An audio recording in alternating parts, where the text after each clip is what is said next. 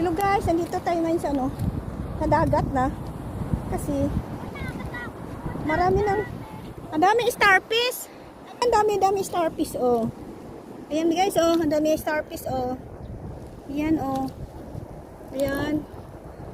Oh. Ayan. Takot yung anak kong. Ayan guys, nandito na tayo sa gilid ng dagat oh. Ayan, nandito na tayo ngayon. Ayan oh. Hello. Pa ako. Ayun, yung dalawa kong anak, ayong maglola. Andun, ay mag-ina, nandun sila. Takot sila pumunta dito. Kaya ako na lang. Ayan oh. And guys oh. Yes, andito na ako sa gilid ng dagat.